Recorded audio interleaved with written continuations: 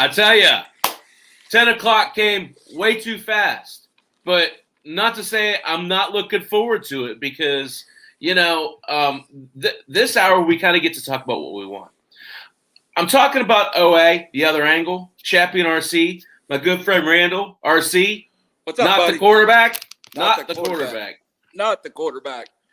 A little hairier than a quarterback and a little uglier. About 100 pounds heavier. So, how you doing, bud?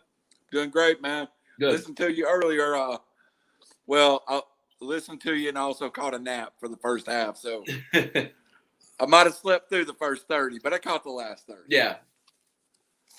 Well, I'll tell you, there's a lot going on, and it's obviously I know you. I was gonna gloat about my boy Alek Manoah. Yeah, that's great. Really, I don't know if you probably didn't hear the part where I said I think he's going to be in the Rookie of the Year. Yeah. Discussion. Yeah. I've said that once or twice. Yeah, you said that last week. I was going to say, but Yeah. I'll tell you the thing that I liked about this young man, his poise. He went into Yankee Stadium and treated it just like it was another ball game. He was very demonstrative. I can think of, I think it was the 5th or 6th inning when he struck out. Oh, heck, I can't remember who it was, but it was the end of the inning. I think it was maybe the catcher. But, he kind of let out a yell, like celebrating. So it was kind of cool to see that. I just think that's part of his flair. But he reminds me a lot of Lance Lynn. Yeah, you've said that before, but bigger. Yeah, more robust. Throws the ball harder. And I'll tell you, he really works both sides of the plate really well. Really well. So pretty interesting watching him against that really solid Yankee lineup. What are your thoughts on that Toronto team rest of the year? Do they have all the pieces they need? Or do they need to go out and do something? Chappy, it's kind of baseball is a funny sport. They have all the pieces. Right. But I'm not sure they don't need that veteran that's been there, done that. And I don't know who that would be. Maybe a guy that's played a lot of playoff baseball. Someone that can, motivate. You also need a strange mix on the bench when it comes to playoff times. You need some guys that can hit off the bench. And I don't know what Toronto's bench is good enough to know that. Yeah. But you definitely need veteran leadership, and you need those professional hitters off the bench. You'll see those moves made every year in September. You'll see that guy move there, and you'll go, why him? And then you'll look at it, and he's a 337 off the bench hitter, or 350 hitter against lefties, So what if I told you, Randall, that one George Springer is getting ready to come back off the IL? Well, I mean, that's a piece of it, too. Yeah. That's definitely a piece of it. He fits a lot of those checks a lot of those boxes, right? The presence, the playoff history, the big game presence. I feel like, so for me, I'm really interested to see, and I talked a little bit about him at 8 o'clock. Nate Pearson, to me, is huge in that rotation. He is. And I think there've been some questions about where he's at, what it's going to look like for Nate Pearson when he gets back. I think there's more question marks than answers there, but I don't know. I kind of feel like he's another piece of it. I think all the pieces are there. I would really, and I'm just going to throw out a couple of random names because I'm a Braves fan. One year we brought in a first baseman. I don't remember who it was, from Detroit or somewhere, that was a 240 hitter, but was the best pinch hitter in the major leagues. I remember one year we brought in a shortstop that couldn't hit a lick. And it's those things you do in August that team knows very well what, we might need somebody to play ninth inning defense, and we'll be willing to give up one of those 25 spots. Unless you're the Dodgers, unless you're the Yankees, and you're 1 through 25 solid, I think sometimes the smaller market teams need to make a couple extra moves. I do like the Springer. Now that I think of it, it makes a lot more sense. Even them signing him in the off season with all the playoff baseball he's played. Yeah, and I'll tell you the other part about it that I really like is the rest of the offense in the outfield. Grichuk and Teoscar and Lourdes, all three of those guys are really established guys in my mind. Lourdes Gurriel is gonna, if you can buy him low, you should really be targeting him because this guy has established power. He just hasn't hit his stride yet. I think big things are coming from Toronto. I would say I'd like to see that veteran presence you're talking about at the front end of that pitching staff. Ryu's fine. I think they need one more veteran to go along. Yeah, and and if that's it, you don't. Unfortunately, we as fans, we probably don't know who's going to be available in September, but there's going to be some guys that have 1 year on their contract or a rental player. You can always find those guys. The most famous deal in the history of baseball, John Smoltz for Doyle Alexander, wins the Tigers a pennant and gets the Braves a Hall of Famer. That was a deal the Braves made in the 80s that, did the Tigers give up too much? Well, they won a pennant. Right. What's a pennant worth to you? So it's situation by situation, right? Absolutely. I'm surprised, and I still feel like there's some teams struggling that we're going to hear from, including, I think the Dodgers are somewhat still struggling. I know the Braves are still struggling. I don't know if a quarter away through the season, I'll ask you, Chappy, do you feel like there's some teams that are just not playing to their potential right now, and maybe some teams playing over their heads? Well, I mean, I'll say that the thing about the Dodgers is they're quietly sneaking back into it, and they're gonna be getting Bellinger back soon. They're going to be getting some other key players back in the near future, and that's only going to help them as the year goes on. So to me, the Dodgers are very much a scary team, as they have been all year. I watched them last night against Houston. I was really impressed with Houston. They jumped all over Trevor Bauer, and that was something to see. That race out west is going to be interesting because Oakland's a good ball club. That whole feel out west feels like it's very unsettled in the American League. Yeah, I think it could end up being one of the better division races down the stretch. I do like Oakland, and I like Oakland. I like Houston. The Angels, just superstars everywhere, but they don't have 1 through 5 probably as good as any team in baseball, and 6 through 9 as bad as any team in baseball. It's just my perception. They don't have the pitching, and that's the thing. I don't know what Shohei did. Shohei's pitching. No, they moved him back. They moved back tomorrow. Yeah. But that's the one pitcher they have that's a dominant force, and aside from that, it's slim pickings. So, if as I look at it holistically, the players in the American League for me, I mean, really, you could name 4 of the teams in the American League East, and I could see your argument for it. In the Central, to me, it's clearly the best team in the American League is the White Sox. Yeah, playing the best, too. Fair. I thought you were saying something else. What's interesting to me, what happens when Luis Robert and Eloy Jimenez come back? And I guess that was the point I was getting to. They're playing the best, and there's more coming, Right. So when all these teams are out there scrambling, trying to make a roster move at the trade deadline, they've really – and that was, I guess, my whole point at 8 o'clock. Injuries are one thing in baseball. What you do with those injuries matter. So the White Sox have been able to showcase all of these young prospects and how they're versatile and flexible. and even get a couple surprises. Well, when those guys who've now had extensive major league playing time are asked to go to what would be their normal role, that puts them in an even better situation to succeed, given the fact that they've had the full-time role for, month or two.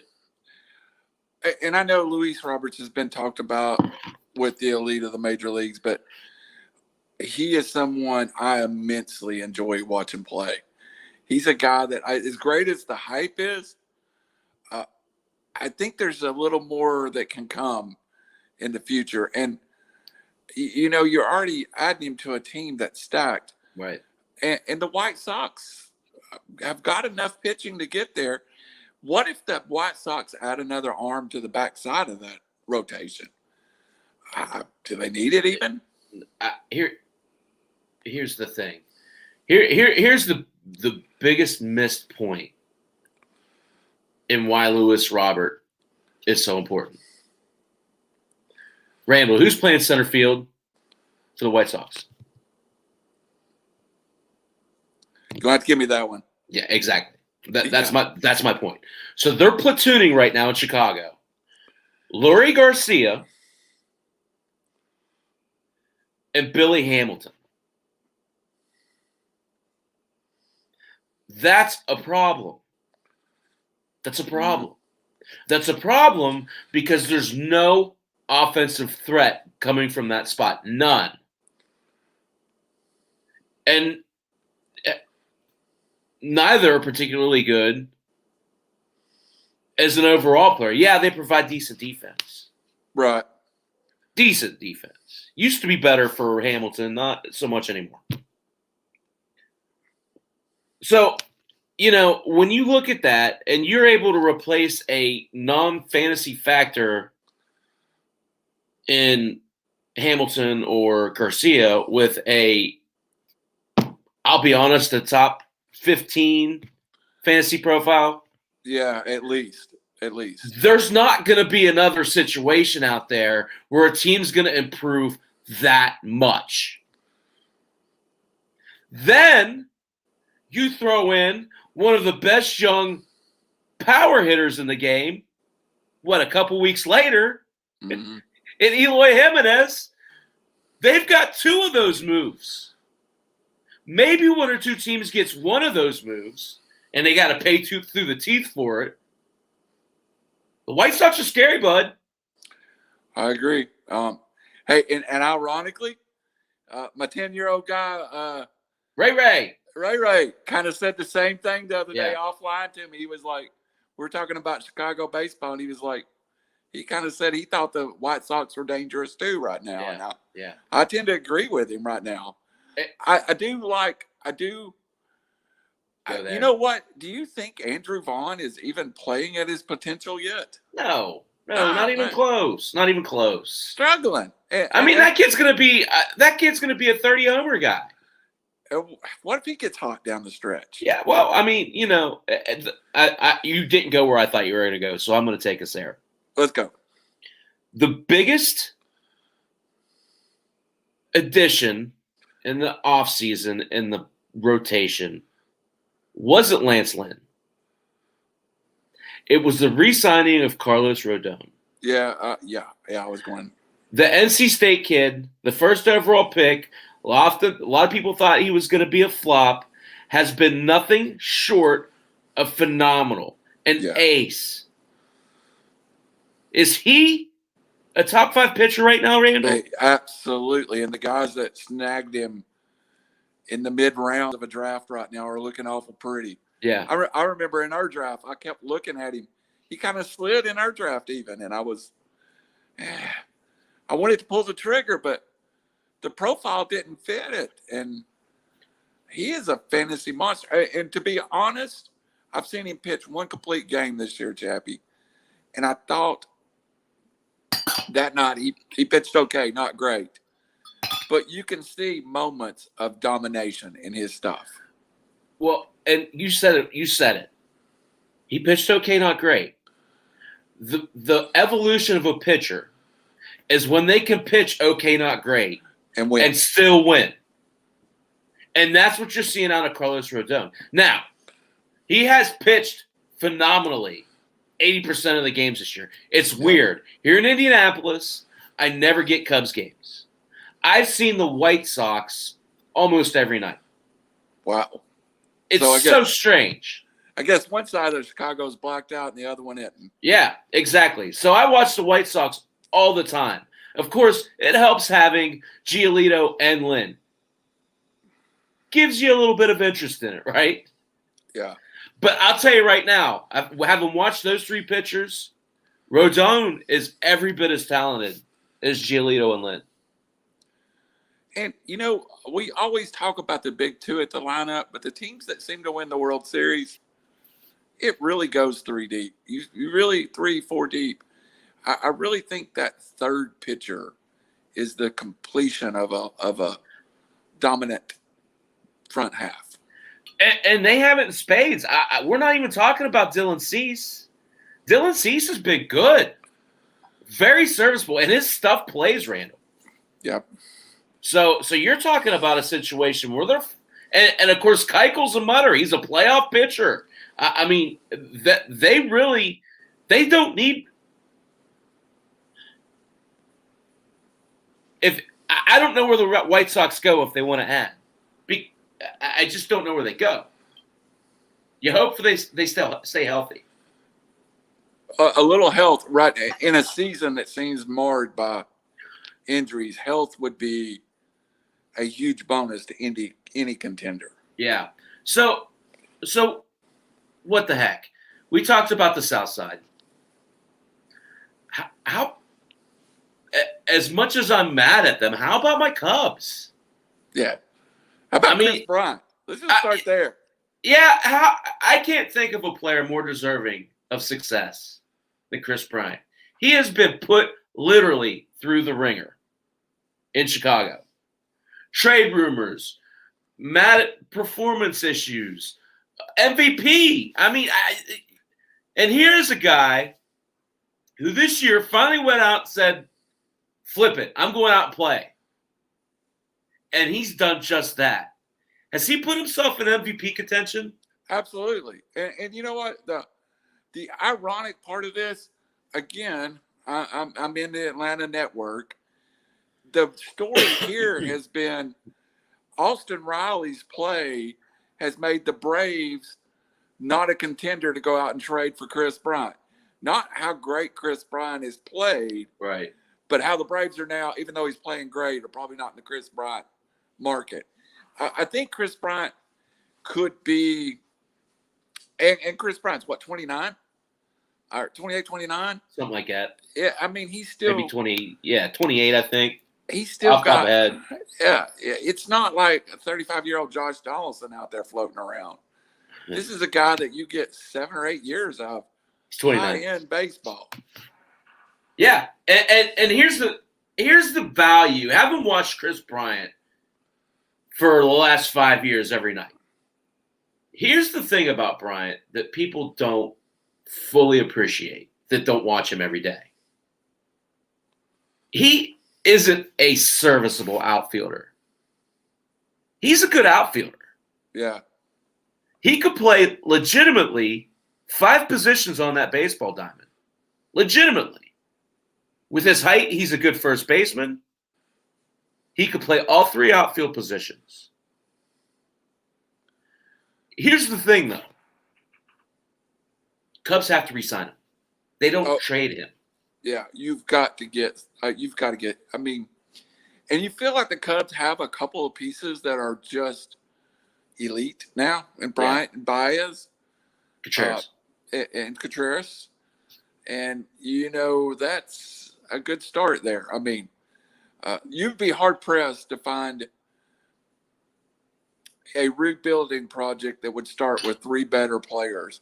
And I do think the Cubs are a rebuild right now, but that's just because of their pitching. Yeah, it's an awful good 3 to start with.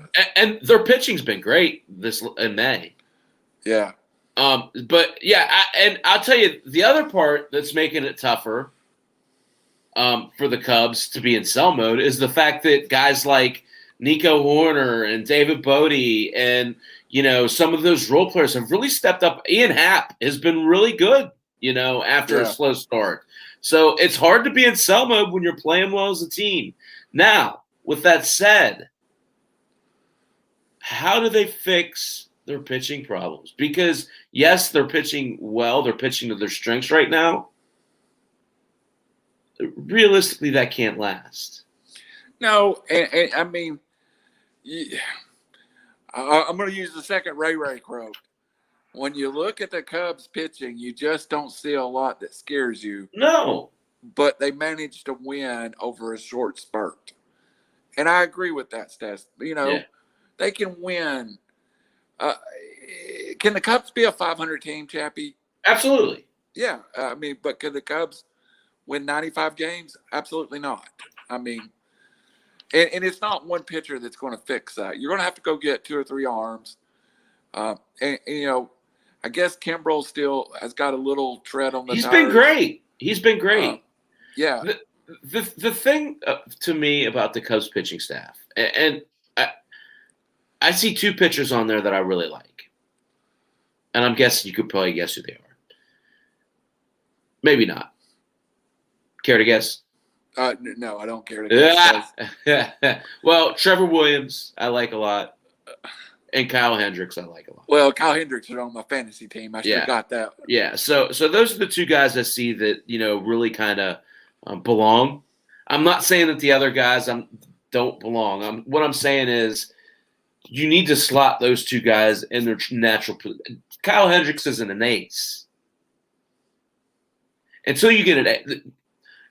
How big of a difference would Yu Darvish have made on this team this year? A huge. And what you're saying right now about the Cubs, I think was the same thing I've said about the Braves all year. You have a 3 as a 1. Right. And a 4 as a 2. Right. And that is okay during the regular season.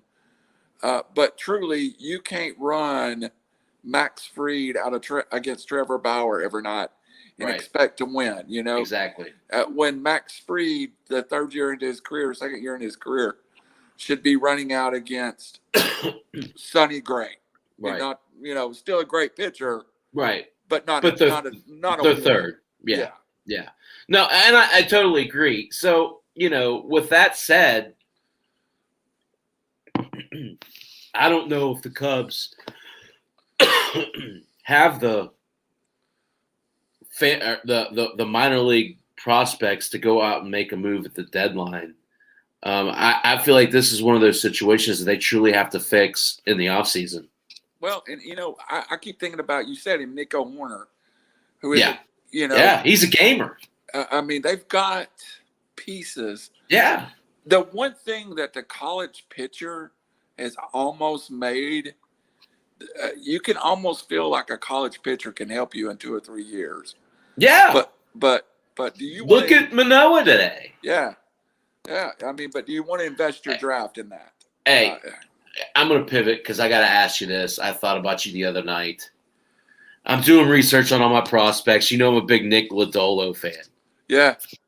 Nick Lodolo is pitching for the Chattanooga Lookouts. I'm going to see Hunter Green one night and Nick Lodolo the next night. Oh, that's awesome. Next week. That's so awesome. I'm so jealous. I might have to do Chappy's fantasy chat from the stadium. I'm serious. I don't know what night I'm going. That's awesome. I'm going to see both of them next week, no doubt. Well, so, boy, what a 1-2, right? It is. And I was, the local paper had an article today about both of them, and I was reading it. And it was more about Lodolo and how good he's done, 0.69 ERA, how well he's pitched. But down in the second paragraph, when it got to Hunter Green, it was something that almost left me speechless. It's other level, right? It was, he broke a professional baseball record by throwing 27 pitches in excess of 100 miles an hour in one game. Yeah. This is a kid off of Tommy John throwing plus 100 pitches in the 6th and 7th inning. That's scary. So here's my question to you. You knew I wasn't just going to let you think freely on this and not have to wiggle around, Yeah, right? yeah, I know. So a kid, right, at 20, I don't have it from a 22-year-old. Yeah, he's 22. First overall pick, two-way sport in high school, or he played shortstop and pitched. So probably still a little unrefined, in at least repetitiveness and precise release point, right? What happens with Hunter Green when he gets into the analytics world and he starts doing this stuff that you see all these pitchers do that are seeing them pick up 5-6 miles an hour? Yeah. It's scary. And again, you're a big spin rate guy, and I was reading some articles on his speed and his spin rate, which are both elite. If this, I want to see him in person. I'm jealous. I've heard from people I trust say the ball has a different pop. Oh, the one thing that the Reds people locally have said is that the big club is in no hurry with either one of them. That we might see them for the whole year. No, it just not Lodolo. Not Lodolo. Well, and that's what I was going to say. If your path is the whole year at AA and a half a year at AAA next year, okay. And I think that is Green's path. Yes, I agree. If it is a half year at Chattanooga and a month in AAA for Lodolo, well, that might be. But honestly, they don't seem to be in a lot of hurry, and I can understand, especially with Green. I mean, that was his first professional pitch since 2019. So take your time with him. Who's the first person I've told you about Nick Lodolo? You, Chap. Thank you. And that's the thing for me. Like, a lot like I talked about Manoah a couple years ago. For me, Lodolo, he's got that major college experience. Yep. He's got big game experience. He's able to overcome tough scenarios. I love what Lodolo brings to the table. He is one of the most overlooked prospects in the game, in my opinion. You're looking at a frontline starter. I'll tell you, I'll give you a comparison. Tyler Mahle. That's a good one. Tyler Mahle's the same ilk. He didn't get a whole lot of notoriety coming up through the ranks. I remember the first time I heard about Mahle here in Indy. At work, one of the guys was telling me he's a big Reds fan. He's like, "You got this guy. He doesn't throw hard, but he's pinpoint." And it was Tyler Mahle. And I tell you, when they played up here in Indy, I went and saw him, and I was impressed. So I think he's a little bit more accelerated because his pedigree's a little better. Lodolo is going to be a dominant pitcher for the Reds, and I think he's the closer the last month of the season. So I still have my article pulled up. I want to read you the stats. He was the Southern League Player of the Week this week. Last week, would you like to take a guess who the Southern League Player of the Week was? Hunter Green. Hunter Green. Yeah. Last outing, he threw a season high 11 strikeouts, one hit over 7 innings against the Braves. He has a .57 ERA across 3 starts, 24 strikeouts in 15 2/3 innings. Yeah. 24 strikeouts in 15 2/3 innings. And that's the thing. And they're treating him a bit with baby gloves, but they could treat him with baby gloves at AAA. Yeah. His control and his command, it's just like Shea Langlier's. When you see something, you know it. They're gonna advance quickly. Both of those guys. Langlier's is going to be in the majors by the end of the year. Yeah. So is Lodolo. They're too good to be held down. Both of those teams will need those players too badly. So the Reds are kind of quietly building a minor league similar to the Pirates. Woo. Also in Chattanooga right now, Jose Garcia, Yeah. shortstop prospect. Yeah. He's hitting a smooth 323 with 4 Yep. home runs and 16 RBIs. Yep. So I'm going to have some fun this year watching my local team play. You mentioned prospects, and he's struggling a little bit. So he's hitting 260 down in the same M Braves. Did you happen to see the home run Shane Langoliers hit the other night? No, I didn't. I did not. It's only his 4th of the season, and people keep saying he doesn't have power to be a major league threat. He hit a 424-foot bomb to dead center field that got out of the stadium instantly. So, I think that's coming. Also, was looking at some stats today, and I know we've kind of been down on Joe Adele, but leads all the minors, 10 home runs, 20-something RBIs. Yeah, I think he gets called up next week. And I think they just want to see a couple more games. You're absolutely right. And that's the thing. I'm glad you brought that up, right? Because I talk all the time about needing to see a change before I'm willing to jump on someone. Just like, your boy Drew Waters. 1 for 18, bub. Yeah. I'm off. I'm off. But when I start to, it's like Miguel Sano, right? Miguel Sano, he's like down at 150. Then you see him hit a homer. You perk up. You see him hit another homer. You perk up even more. When you see him hit that second homer, you need to pick him up. It's the same thing with these young players because they're evolving so quickly, right? Langoliers is one of those guys. They say he doesn't have – to me, he's got 25, 30 homers in his bat. Now, he might only hit 250, but he's going to be a Gold Glove type catcher. Yeah, that's enough. If you get 260 and 20 home runs, that's enough. And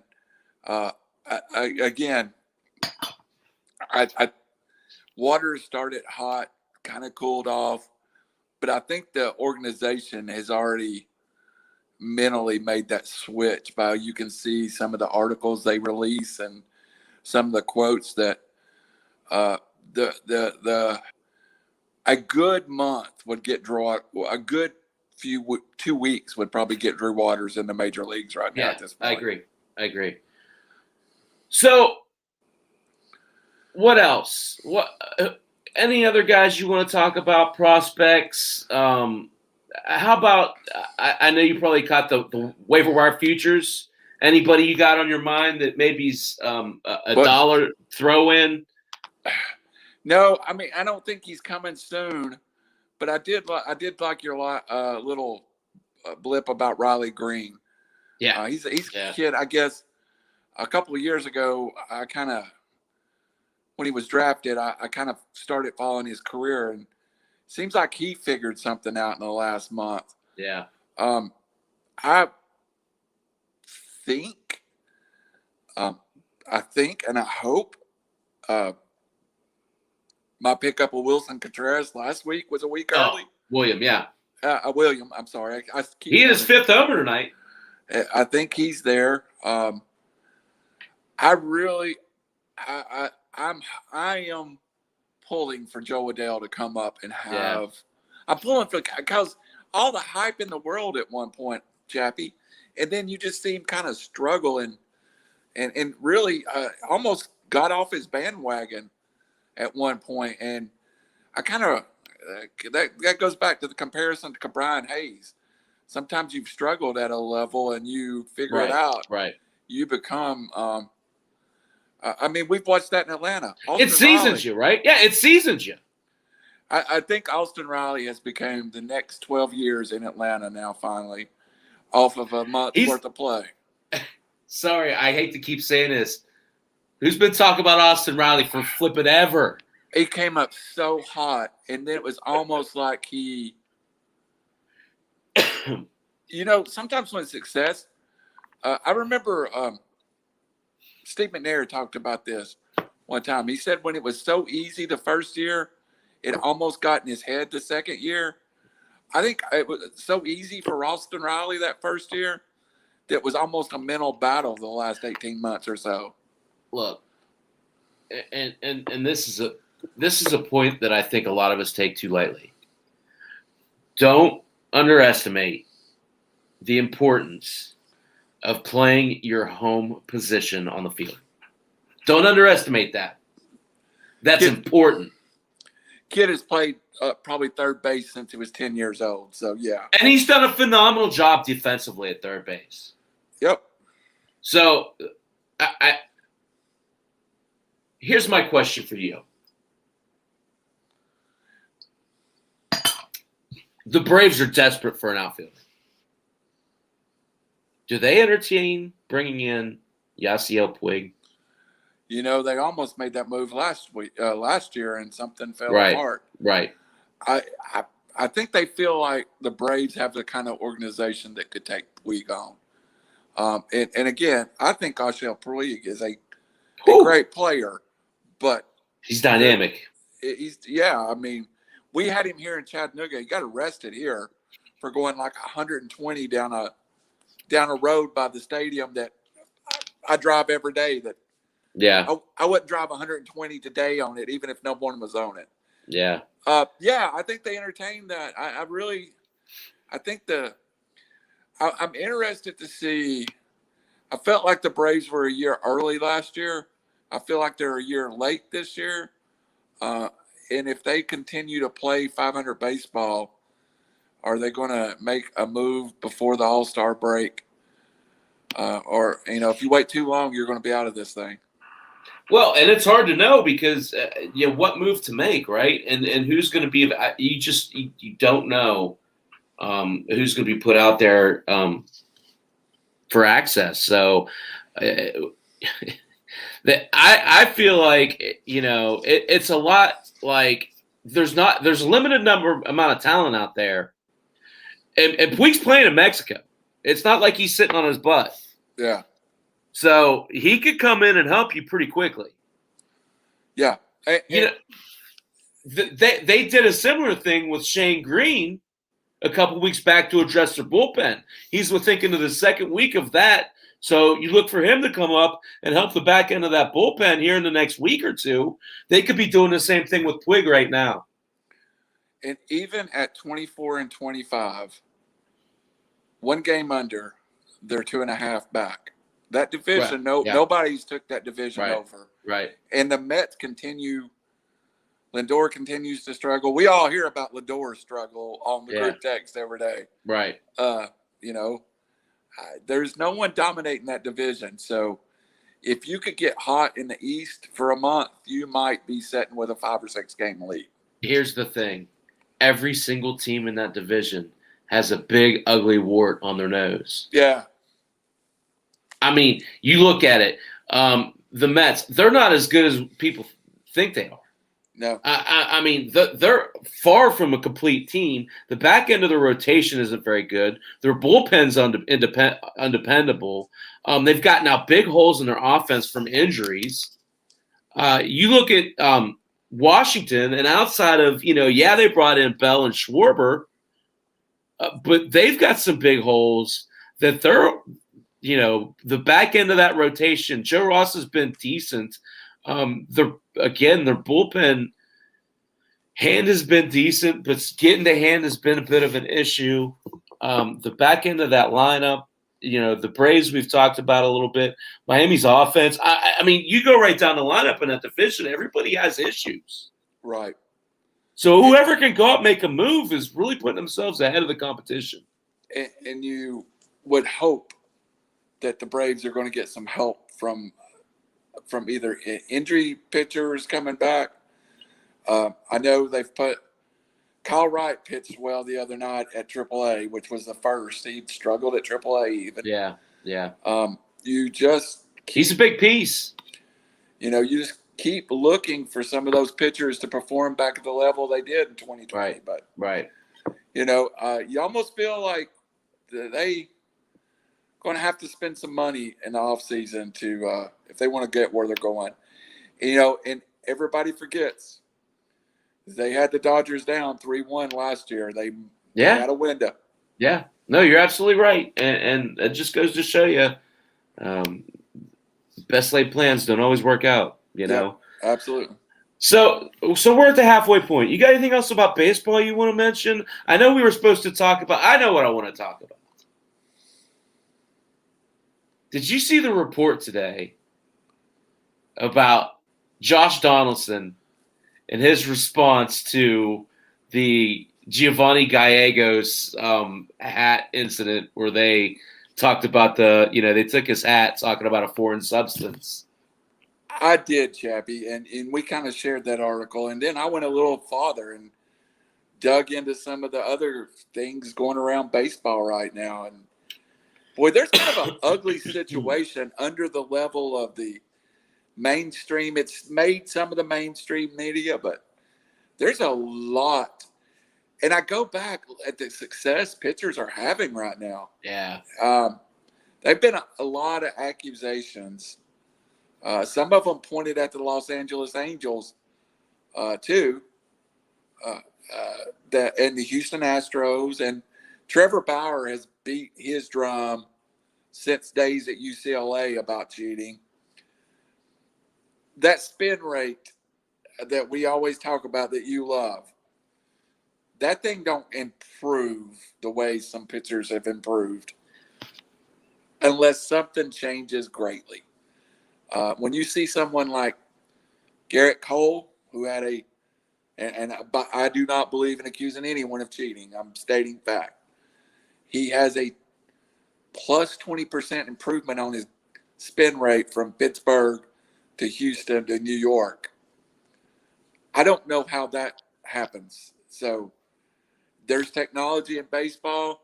There is things that you and I probably don't understand, but that has been part of baseball for a long time.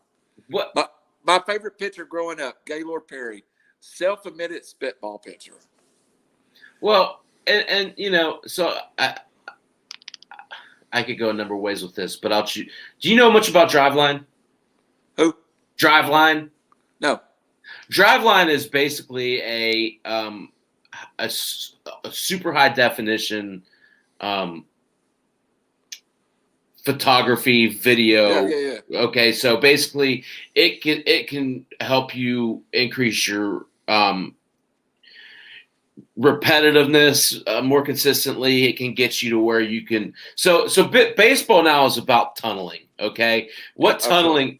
What do you know what tunneling is? Yes. Okay, so what tunneling is basically how long you can make different pitchers act the same, right? So what Driveline does is Driveline helps improve grip release in order to accomplish that repetitiveness. Sorry. So I'm not discounting what you're saying. There's certainly an element of bending the rules. There's always been that element to baseball. Absolutely. But I think what we have you look what's going on with JD Martinez on the other side of the ball and the offensive season that he's having and the attribute that it goes directly to him being able to use and break down pitches and pitchers and what they're doing to him. It's the same thing that's going on with Driveline, and they're just the technology is so much more advanced. Now, are there substances out there that are adding to it? Undoubtedly. I think it's a mix of both. Is my point. And I agree with you. And here would be there is a fine line to me between a competitive edge and cheating. Yeah. And there's a fine line in all sports between a competitive edge and cheating. Is putting soap on your football uniform so the defensive lineman can't grab you cheating, or is that competitive edge? Well, to me, that's competitive edge. Right. Is it cheating to put mud on a baseball? Because it happens every day in every major league city that they mud these balls up before they play with. Did Gaylord Perry self-immediately throw a spitball? Yes. Did Phil Necro throw a knuckleball that did some ungodly things, but no one ever questioned that? Yes. Can a guy like Gallus use a little sunscreen up here and get a little better spin? Yes. But by nature, pine tar is not the problem. I'll put it that way. Grip has never been the problem. It's the slippery sunscreen. You remember the old movie Major League where he talked about he put some jalapeno up his nose or get snot. It's if you're gripping the baseball better with a substance, I have no problem with it. If you're using a substance to make your ball break more, as fine a line as it is, I almost have a problem with it. So is it football? It's the same thing. It's steroids illegal, but a supplement's not. And a supplement is a less glorified steroid in another world. Well, and I think you're going to see a lot more of that coming out because, first off, you got to applaud Mike Schilt for calling it out after the game. I don't know if you saw his interview. Absolutely. But he talked about hypocrisy and the fact that, if we're going to start here, then let's start here. I want to see, this report. You got guys going around locker room to locker room. We haven't heard anything. What's going on? So maybe something comes of this, Well, and, a few years ago, and it was cork bats. And everybody was using a cork bat. Right. And then it was steroids. And I just don't want the game damaged anymore. Well, if there's a problem, let's get it fixed, and let's get it fixed by what's in place. And I'll tell you, the interesting thing about hitting that's going on right now is it's directly related to analytics as well, right? You look at launch angle and all these analytics that they're bringing in to help a guy optimize, bat path and all this stuff. I'll tell you, I was listening. I don't know if you ever listened to like DeRosa and Leiter during the day. Those guys are phenomenal. DeRosa's talking about bat path and how it was JD versus someone else. I can't remember who it was. But what JD does, he gets that bat barrel down in the bat path so early. Well, that wasn't how we were taught. We didn't, we were bat to ball. We dropped the barrel on the bat and then rolled our wrists. So even that, like, hitting-wise, they're doing it more organically. Pitching-wise, they're having to concoct a little bit more. Well, and also, but analytics matter too. Sorry. Also, baseball has changed more than any sport. My one of my best friend's son is a very high 12-year-old baseball player. He plays other sports. His dad insists on him playing other sports. But he does play baseball year-round. He has a private hitting coach at 12. He has a private pitching coach at 12. People are at 18 and 19 years old being drafted. Maybe have had more coaching at a higher level than players 30 years ago did that were at the major league superstar level. Right. So the technology has caught up with baseball. Yeah. And I'm all for it. Absolutely. And that's the thing, you look at, I've talked about it, and I do want to get on to football, but, the influence of guys like Trevor Bauer, of guys like J.D. Martinez. You look at what J.D. Martinez is building around him, and Rafael Devers and Xander Bogaerts, and, Dahlbeck's coming up, and Durant's coming up. They've got all these young players behind the plate, Christian Vasquez. All these guys are learning how JD approaches the game, and they're becoming better hitters because of it.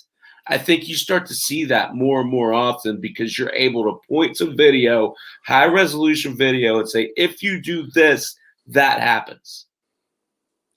Baseball does that better than any other sport. Yeah, and it's a sport built for technology. Totally is, because it's all built on numbers, statistics. I love it. Yeah. Anyway. I know you. So I'll tell you, I got to talk a little football. I know you're pretty big into it. you've probably done a lot more research in it. I know you've done a lot more research in it than I have, but I'm getting ready to write this article for this project. Good word. Coming up, and I do want to talk a little bit bounce some ideas about particularly the Steelers and the Bengals. Okay. But when we talk about these teams, I'm usually the one doing all the talking. What's your take separately on each of those teams fantasy-wise? Interesting. Okay. Well, that's kind of your division. Yeah. But, and it's strange, Chappy, we talk about my football life. June 1st, I start full football season preparation. In 10 weeks from now, I'll be calling a game live on the air. So I have to get ahead of the curve with everything. Yeah. I actually was looking at the Bengals. I'm going to give you the Bengals perspective first. Sure. The biggest question mark in the Bengals season to me is the right knee of Joe Bauer. Burrow. You're I'm fine. still on baseball. You're fine. Thinking. But is he healthy? What I read today kind of indicates he's probably not going to be ready for the start of the season. I've not heard that. That makes, it's a pretty good source. That makes a world of difference in my fantasy perspective that you're telling me Joe Burrow, isn't going to be there till game 2 or 3. How much does that devalue him? I really want to love their wide receivers, but again, the preseason will bring us to. If we see Joe Bauer playing, or Burrow playing his regular, I've got it in my head now. If we see him game 3, it is full content. But and I'll give him my source. It was on Locked In Fantasy Football podcast that a couple of the Cincinnati Riders felt like week 2 or 3 for him to play, and it kind of took me by surprise because I hadn't read it anywhere. I think Jamar Chase is a high-end wide receiver, but I'm waiting on him. I'm not overspending on a rookie. Yeah, right. I think this could be a really breakout year for Tyler Boyd. I think the guy that Jamar Chase hurts is T. Higgins. I think T. Higgins becomes the third option in that offense. Joe Mixon seems to be a guy that's headed for destruction. Yeah. And I don't know why. He had a good start, but he just seems to be. I won't have any Joe Mixon this year. Yeah. I can tell. I don't think he works hard, Randall. There's something that's not right there. There's something that's not right. I have him 7 spots lower than the consensus that I work off of. I always do too. I have Bauer. I have Boyd. You're fine, man. Just go with it. I have Boyd higher. Now I'm calling Boyd Bauer. I have Boyd higher than any of the other 2 receivers. Really? Yeah, I do. Interesting. Now for the Steelers, Hold on a second. Okay. You don't think I'm just gonna not put my 2 cents in? Go ahead. No, I thought I'd get through. No.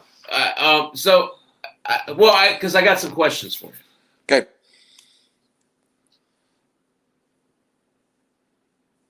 Thaddeus Moss. Thoughts on him? He's going to have. Is he the tight end one there? No. Okay. I think he's going to struggle to stick as the tight end too. Now, really? Okay. I think he's a kid that really has some upside. Clearly, that underproduced in college a little bit or a whole lot. I think he's a kid that they brought in that they have to be patient with him. Right. And he could be a contributor to this offense.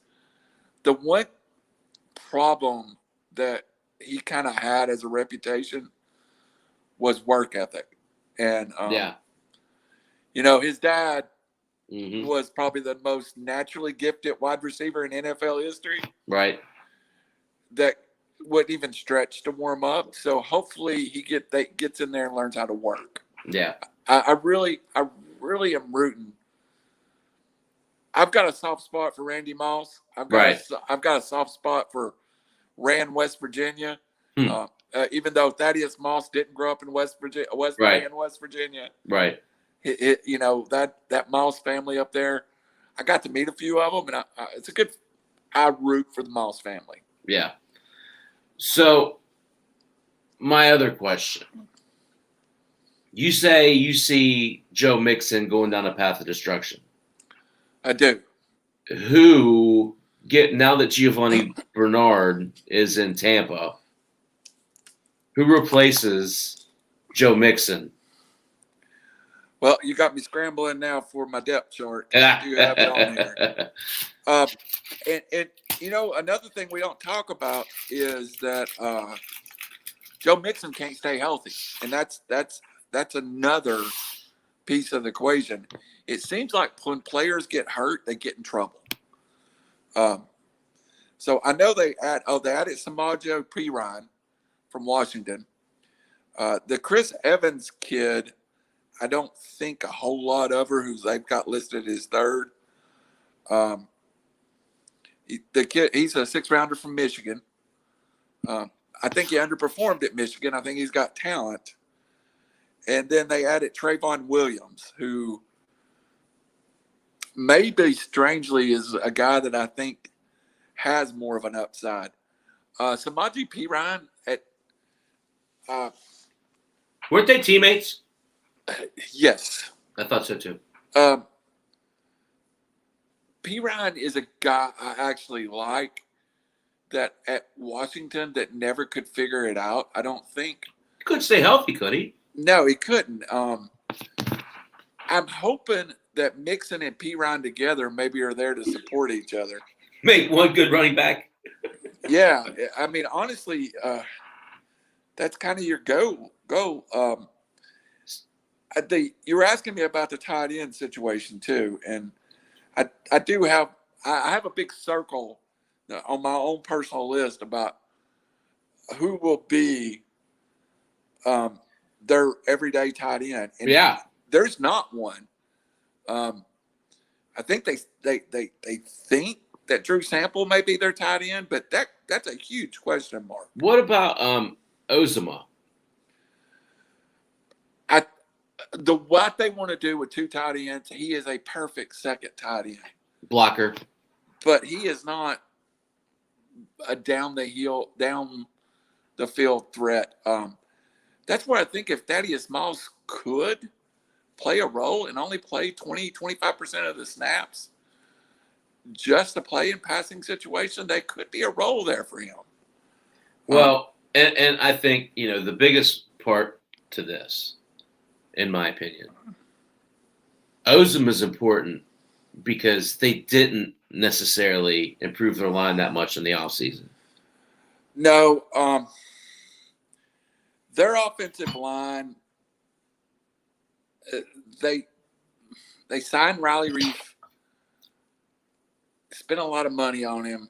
But if you look at stuff from like PFF and Pro Football Circles and stuff, which you take with a grain of salt, right? Yeah. To be honest, it's not one of those things. It's not perfect science. No, but he was one of the. It's an indicator. He was not.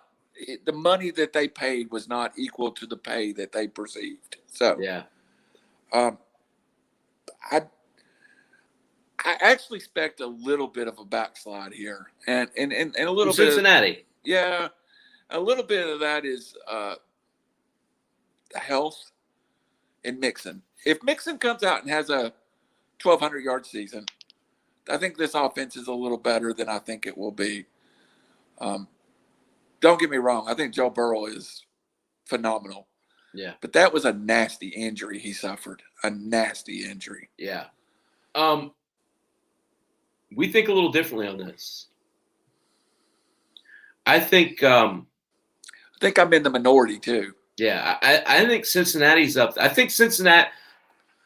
I think there are 3 teams squarely in the race for the AFC North this year. I think it's Cleveland, it's Pittsburgh, and it's Cincinnati. Right.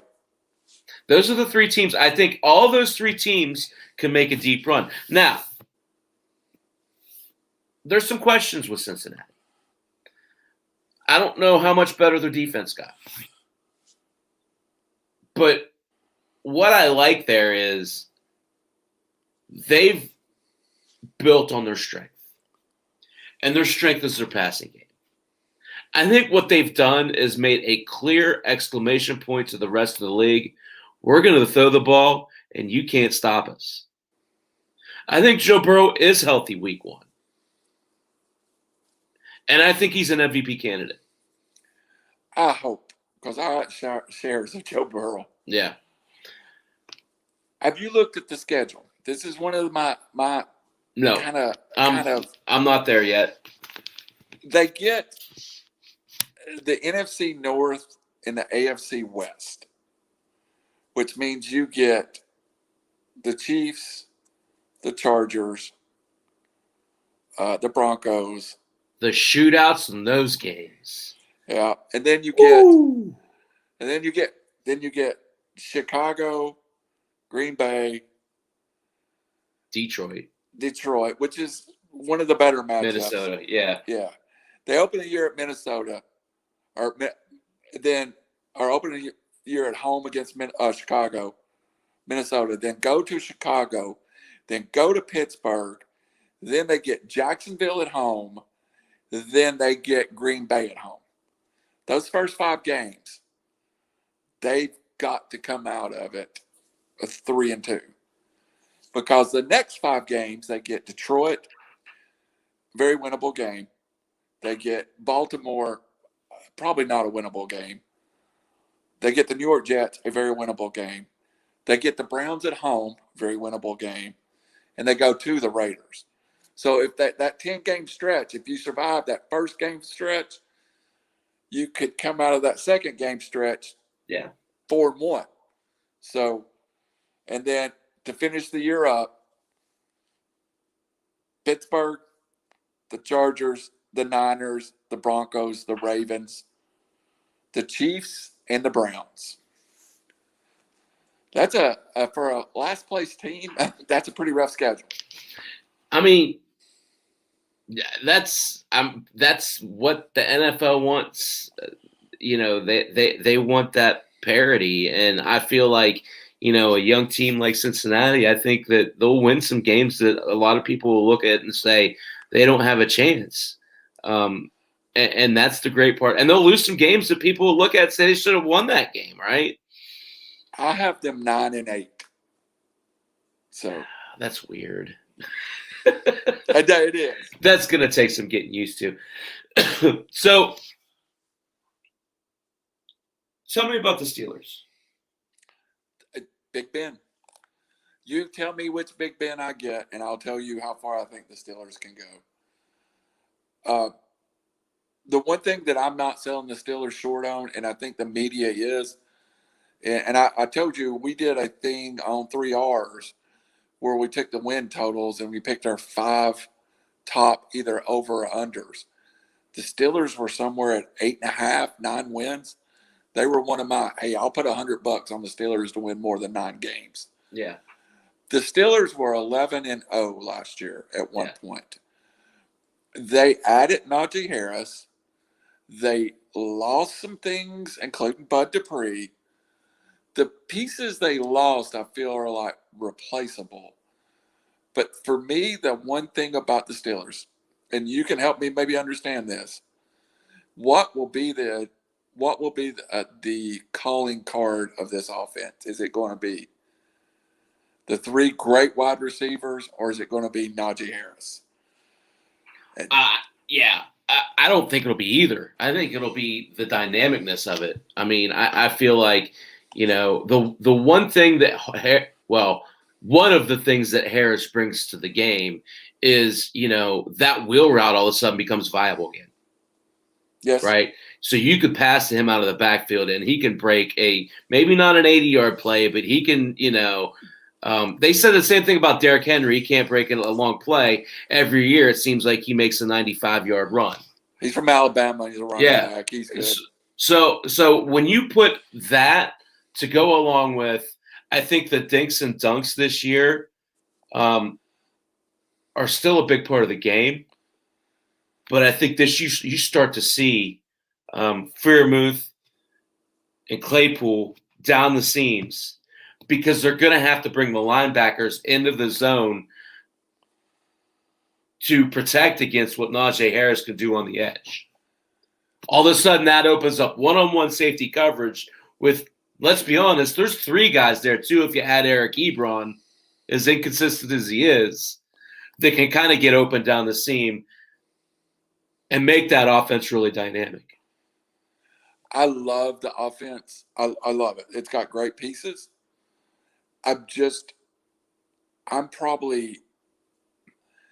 The Steelers are a team fantasy-wise that I want to see play the 3 preseason games, and I think I will have a better slotting of where everybody's at. I'm probably higher on Najee Harris than most people are. I am probably higher on Claypool than most people are. Definitely higher on Johnson than most people are. I tend to be high on this offense. What about Juju? I think Juju has a good year. I'm just not sure. That's one of the ones I want to see. I want to see that roll. I think Juju. I think you have 2 wide receivers have over 1,000 yards. What combo is that? I don't know 100%. I think it could be. I think Ben loves Juju. I think that's a good relationship. Yeah. And I'm not just writing Juju out of this offense. No. I have the Steelers going 11-6. I have the Browns right at the same number. So I don't know if I've picked that division yet. But it's definitely those 2 teams in my head. And the schedule, I think, I like the Steelers' schedule the way it falls a little better. They open up with a huge week 1 with the Bills. Then they play the Ravens and the Bengals, the Packers and the Broncos. So you get off, you've got 3, you've got 3 very winnable games in that stretch. Then you get Seattle, Cleveland, Chicago, Detroit, and the Chargers.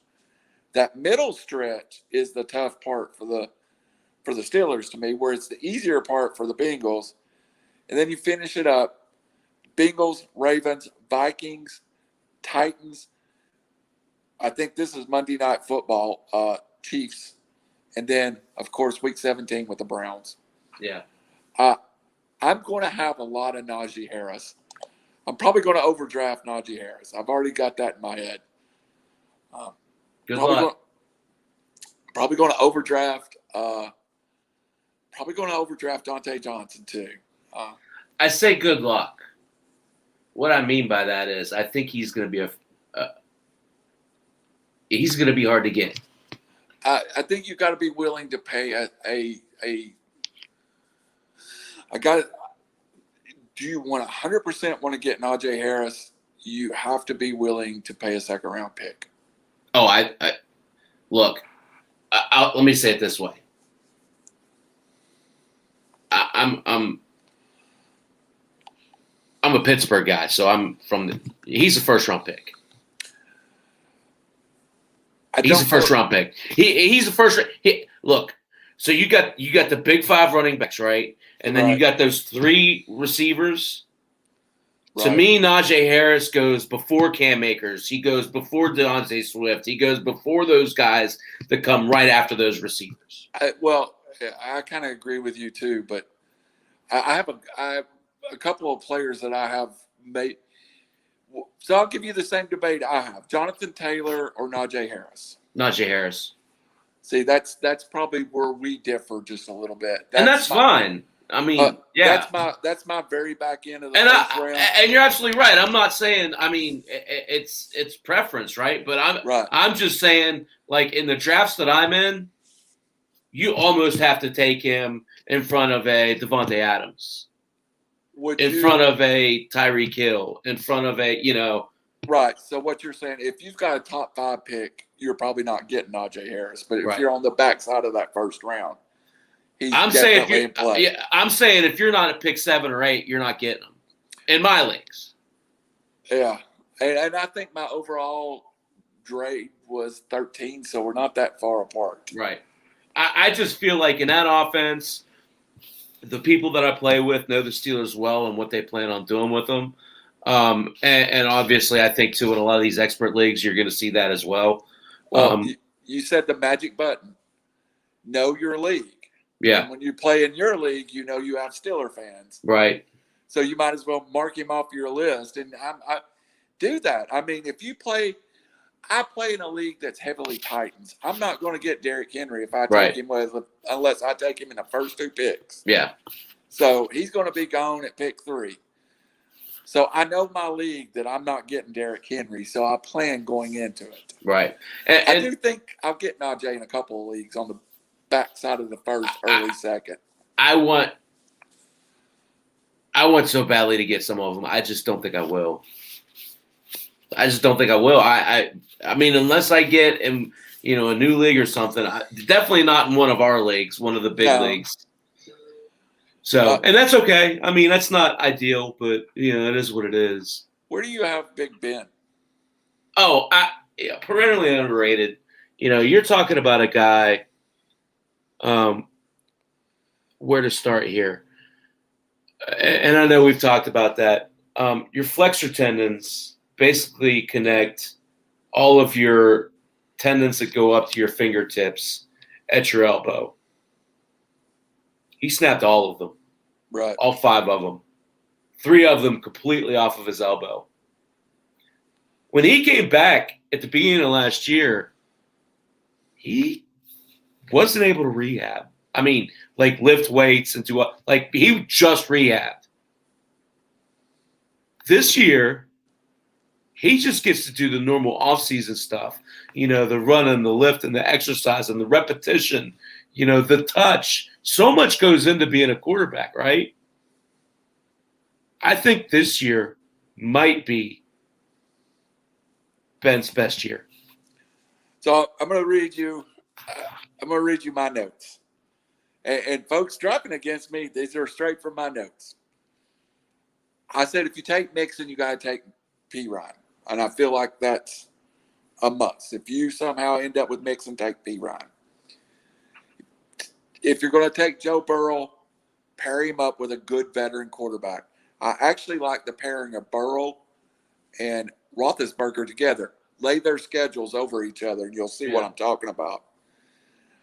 I also put a note on here that says don't be afraid to take 2 Steelers wide receivers. So if Juju falls, which I expect will happen, I'm not afraid to step up, even if I have Deontay Johnson, and take Juju Smith-Schuster. I'm not afraid a bit to have 2 receivers instead in Pittsburgh. They're going to throw a lot. Yeah. I feel like, and this is just my honest opinion, you're undervaluing Juju Smith-Schuster. I may be, but it's hard for me to. I'm so high on Dante Johnson. I'm so high. I may be too high on Johnson. I'll admit it. But I could also see him having a 1,300-yard season, 1,200-yard season, and maybe that's outside of the realm of possibility. But I don't think it is. There's the group of elite receivers you talked about. To me, he is right there. I recently posted an article on the Marion Messenger, and I'm going to read you my top 10 receivers real fast if we got a second. Yeah. So if I can find my own post. Oh, we got to change names, huh? Can't be in there as myself and read my own post. Mm.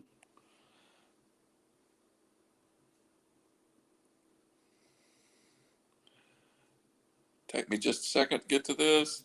While we're talking about it, I have been higher than the consensus by 5 spots, and I think that I may be low on him. Do you put him? I mean, backside top 10, or do you have him in the top 10? I'd have to go through and look at it. He's a low end QB1, but Exactly. I agree with what you're saying. You know, he's perfect to pair up with. You know, Jalen Hurts is a guy that I think of when I saw, you know, want to pair him up with someone. But yeah, Jay, I have him ranked between Keenan Allen and Justin Jefferson. Is that too you high? have Deontay Johnson above Dustin Jefferson. I do. I wouldn't put him there. That's where I currently have him. I put Jefferson in front of Deontay. Who's below Johnson? Right below Johnson is Terry McLaurin. Yep, that's right. He's and right McLaurin's there. Close, man. McLaurin's close. I mean, but you're dealing with that group of receivers. Let's start with McLaurin, Keenan Allen, Justin Jefferson, Deontay Johnson. That's the grouping in my head right there. Yeah. So let me ask you this. Who led the Steelers in receptions last year? I think it was Deontay Johnson. How many do you think he had? Oh, let me just take a guess without looking. Low 80s, mid 80s. So here's my point. Deontay had 88 receptions last year. Okay. He had 144 targets. Catch percentage 61%. So I have him down for 95 catches, 1,288 yards. But I really like the touchdowns. Do you do targets? I have not done targets. Yeah. But with that target total, I would probably put him at least at that target total next year. You got to think his catch rate improves. It has to. So do you want to hear Juju's numbers? Yes. So Deontay had 88 receptions. Juju had 97. I would have never dreamed that. Yeah. Deontay had 144 targets. Juju had 128. And Juju was really the subject of some like underperforming talk, but 97 checks, I would have never. Not down the stretch, he wasn't. Catch percentage. Deontay 60.1.1%.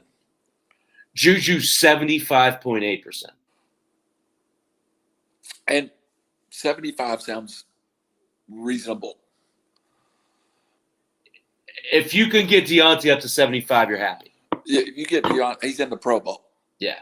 So just a couple other stats here because I got it in front of me. Yards per target. Deontay 6.4, Juju 6.5. Yards per game. Deontay 61.5, Juju 51.9. And lastly, touchdowns. Who had more touchdowns?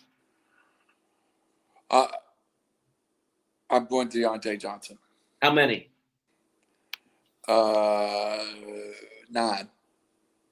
Juju had 9. Okay. Deontay had 7. I knew one of them had 9. So you're almost challenging us that we're reading this wrong across the board then, huh? Here's all I'm saying to anyone who wants to listen to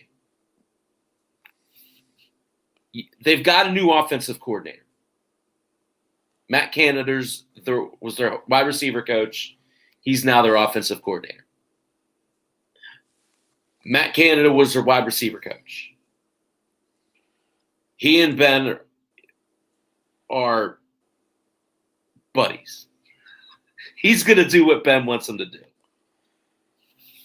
Remember Antoine Randall L? I do. What was memorable about Randall L for the young bucks out there that might not remember him? Well, he played quarterback in college. That's what the first thing that comes to my mind. Yep. He was a great athlete, could make huge plays with the ball in his hands, sometimes would put the ball on the turf, but dynamic with the football in his hands. So you'd see him on end arounds. Yeah, I mean, You'd see him on gadget plays. You'd see it sometime running the football. Yes. I think that's Juju Smith-Schuster this year. I can see that. So, would you like to take a guess how much higher than I am than the PFF Pro Football Ratings consensus rankings? So, this is what shocks me. Deontay Johnson is rated as their 29th receiver. And I mean, he's behind T. Higgins, who've already said would be the third in the Bengals. Brendan Ayuk, who we don't even know who's going to play quarterback. CeeDee Lamb, who is at best a second in Dallas. DJ Moore with Sam Darnold at quarterback. That's what I challenge people when they do their fantasy draft. Right. Just don't take this list. Who is throwing these guys the football? I mean, I love Brendan Ayuk, the player, but if you're telling me Jimmy G's throwing him the football, I'm not drafting him ahead of Deontay Johnson. Right. So I think I will, in my non-Steeler leagues, I'll have a whole lot of Steeler offense, though. Yeah. I don't know if I'll get to Najee because you kind of concerned me with it's interesting. I only have kind of if he does creep into that backside of the first round, that's a stiff price to pay for a rookie running back. But CEH. Clyde Edwards-Helaire. He went the first round. He went the first round last year. Yeah, that was a ridiculous. I guess now This isn't a ridiculous pick, though. I guess that's my big point. Yeah, this is a legitimate pick. Najee Harris is ranked in Pro Football Focuses as the 14th running back, and there's no way he's that low. But that's where you at 14, then you get into the argument of where do you. That's where you win your league is you move those players around in there.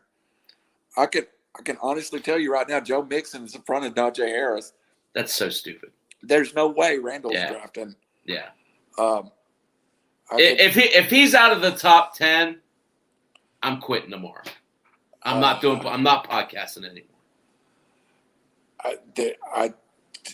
If he's not a top 10 running back, I'm done. J.K. Dobbins is I don't like ahead. So challenge these lists. Don't fall for them. Right. That's a great point. Too many people go check. And I just talked about how much I absolutely love Jonathan Taylor, and this list has him up at 5. Are you drafting Jonathan Taylor over Alvin Kamara? That's tough. I am, but again, I'm not drafting Alvin Kamara over Najee Harris. Yeah. How about that for a bold pick? I'm not doing it. I'm going to have 0% of Alvin Kamara in next year. So we're winding down here, but I want to wrap this up because we didn't talk about maybe the most undervalued players on this team. Can you think of a better tertiary skill set than James Washington, Chase Claypool, and Pat Freiermuth? Is there a team out there that goes 1 through 6 better than the Steelers? No. And I think the big name in that is, I think Claypool last year was, you saw glimpses. Right. Had great games. I really like Chase Claypool, the player, this year. Fairmouth, again, I'm not overdrafting Kyle Pitts this year, and I'm probably not going to overdraft Fairmouth, but he is clearly the tight end too in the rookie class. James Washington, he is one of those guys you absolutely throw a 13th round pick on, or a 14th round pick, and you put him on your bench, and he's productive there as a fourth wide receiver. He's productive. That's the thing about it. He doesn't hurt your team. But one of those guys in front of him gets hurt, then you've got a monster of a fourth wide receiver. The thing about James Washington, he is one of the most underrated top ballers I've ever seen Ben play with. He is able to go up and get high balls because of his strength and his athleticism. He is a real legitimate red zone target, even as a fourth wide receiver. Yeah. He is not a fourth wide receiver, I don't think, on any other team in the NFL. You know, and it's surprising these teams have, unless you watch Tampa. He's a fourth on Tampa. Yeah, unless you watch these teams, you get lost in these guys. It's a little bit down the roster. Right. I'm telling you, I love T. Higgins, the player. Totally agree. Just don't think there's enough footballs to get around this year, because I think Jamar Chase is going to get his. Yeah, I disagree a little bit there. I think Higgins will get his as well. It will be interesting to see the maturity of that offense. I love the offense. I just think I don't know if they can block enough. That's the question. Can they block it? Yep, you're right. All right, buddy. Last thoughts? I believe my boy Julio is gone. June 1st. I think he is headed to the AFC. Where's he going? I think there's a good chance he could be headed to a couple of places. The Tennessee Titans is one. The New England Patriots, two. And also, I think the LA Chargers are quietly in that mix. So, you didn't guess the team I was going to say. The Chiefs. No. Heard them in the mix. Dolphins? They've been around it a little bit, and I think they're a player too. I think someone quietly, and it's a Sports Illustrated reported it today in ESPN. Someone offered them a first today. Yeah. And the way they said it, and I don't know if it's someone drafted in the first round in the last year or two or a future first-round pick, but there's a lot of talk about them acquiring a linebacker in the deal. If that's true, I really like Tennessee's chance because I know their package included former first-rounder Rashad Evans. So, yeah. It's a shame, but you know what? 4 or 5 years. It's the right thing to do. Yeah, 4 or 5 years from now, we'll retire his number, put it in the stadium, and I hope he wins the Super Bowl in between then and there. Yeah. All right, buddy. Well, it always flies by. It does. Let's do it again next Thursday. Now, we should make the two-team breakdown a regular part. I like that. Yeah, let's do it. Let's do it. I'll let you pick the two teams next week. We should just finish up that division. Sounds good. We'll work on it. Thank you. All right, guys. Until next time, Other Angle, Thursday nights at 10. You can find us on Draft for Upside as well as iLogic Media. Gotta love our friends over at RiverCity-Media and the Marion Messenger. We appreciate all the support, and we do this because we love it, but we always love having you guys around as well. Any last words, Randall? Support all the people that bring you this fine entertainment, and there's a lot of them doing it. Yep. So until next time, y'all take care. Have a good night.